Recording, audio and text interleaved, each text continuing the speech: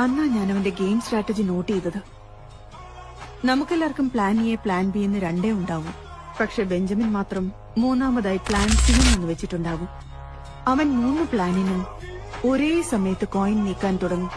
ഇതൊന്നും അവൻ കളിക്കുമ്പോ നമുക്ക് മനസ്സിലാവില്ല. കളി അവസാനിപ്പിക്കുമ്പോഴേ നമുക്ക് മനസ്സിലാവും.